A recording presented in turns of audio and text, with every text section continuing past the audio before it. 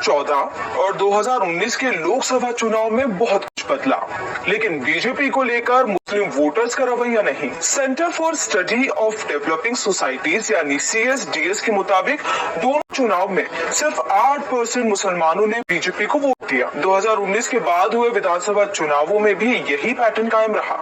मुसलमान बीजेपी को हराने के लिए मुख्य विपक्षी पार्टी को ही एकजुट वोट करते हैं। जैसे 2020 के बिहार विधानसभा चुनाव में 77% मुस्लिम वोट महागठबंधन को मिले। 2021 के पश्चिम बंगाल चुनाव में 75% मुस्लिम वोट ममता बनर्जी की पार्टी को और 2022 यूपी विधानसभा चुनाव में 79% मुस्लिमों ने समाजवादी पार्टी को वोट किया। लेकिन अब 2024 लोकसभा चुनाव में बीजेपी मुस्लिम वोट के इस पैटर्न को तोड़ना चाहती है।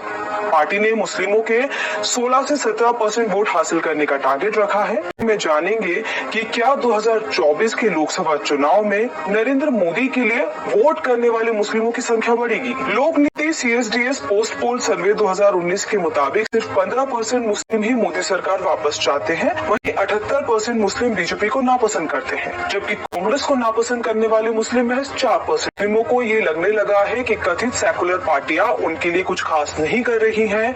पिछले हफ्ते की 2 घटनाएं इस तरफ इशारा करती है। जैसे 23 फरवरी को कांग्रेस विधायक जीशान सिद्दीकी ने कहा कि कांग्रेस मुस्लिमों के साथ होने का सिर्फ दिखावा करती है, पार्टी में मुस्लिमों से भेदभाव होता है।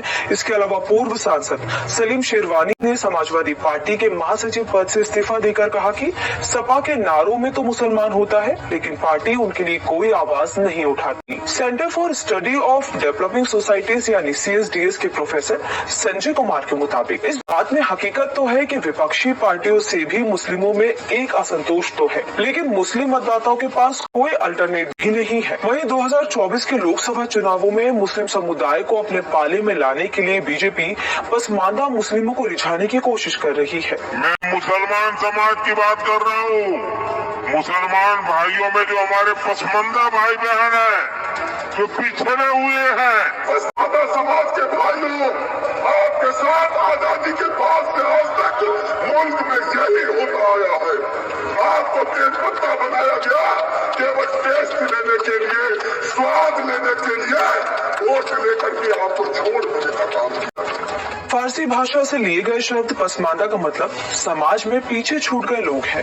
भारतीय मुस्लिमों में पसमानदा मुस्लिमों की आबादी 80% से ज्यादा है। इनमें मुस्लिमों की वो जातियां भी शामिल हैं जिन्हें छुआछूत का सामना करना पड़ता है। उन्हें रिझाने के लिए बीजेपी ने स्नेह यात्रा की शुरुआत की थी। इसके अलावा बीजेपी ने यूपी में अपर कास्ट मुस्लिम मोहसिन रजा को हटाकर पसमानदा दानिश अंसारी को मंत्री बनाया। पसमानदा समुदाय के तारिक मंसूर को पार्टी का राष्ट्रीय उपाध्यक्ष भी बनाया है। पॉलिटिकल एक्सपर्ट अभय कुमार दुबे के मुताबिक अभी तक बीजेपी सिया और बरेलवी वोटों पर काम करती रही है, लेकिन सुन्नियों पर बीजेपी ने इस बार ये बड़ा प्रयोग किया है। पसमानदा मुस्लिमों के लिए आउटरीच प्रोग्राम से वोट शेयर कितना बढ़ेगा ये पता नहीं है, लेकिन सरकार की इंटरनेशनल छवि में सुधार होगा। अगर वोट शेयर भी बढ़ गया तो ये सोने पर सुहागा होगा। पसमानदा मुस्लिम समाज संगठन के राष्ट्रीय अध्यक्ष अनिस मंसूरी का मानना है कि यूपी में BSP और SP ने उन्हें सपने दिखाए, वोट लिए, मगर चुनाव के वक्त किए गए वादों को भूल गए। जबकि बीजेपी सरकार ने राशन, शौचालय, प्रधानमंत्री आवास योजना, आयुष्मान योजना का जाति धर्म देखे बिना सबको लाभ दिया। अब समझते हैं कि क्या 2024 में बीजेपी को मुस्लिम समुदाय वोट देगा या नहीं। 543 सीटों पर होने वाले लोकसभा चुनाव में बीजेपी का फोकस उन 64 सीटों पर है जहां मुस्लिम आबादी 30% से ज्यादा है।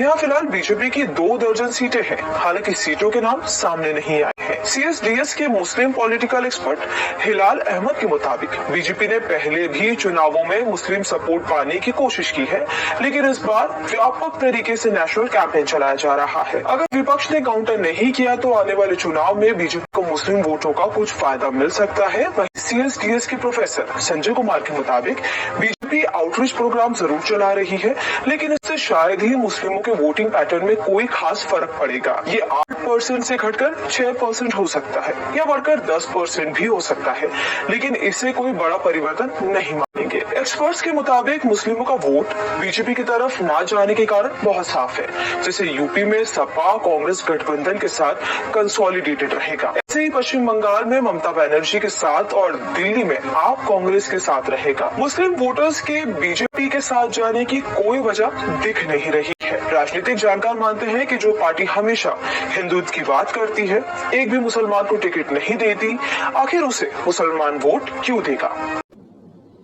छत्तीसगढ़ की सरजमीन से भारत के तमाम मुसलमानों से अपील करना चाहता हूं और मशवरा देना चाहता हूं कि आने वाले लोकसभा के चुनाव में वो भारत के प्रधानमंत्री नरेंद्र मोदी जी का विरोध न करें, इसलिए कि जो पूरे मुल्क की सूरत हाल है, उस सूरत हाल के पेश नजर जो सियासी मंजरनामा है, इस सियासी मंजरनामे के पेश नजर मैं आज ऐलान कर रहा हूं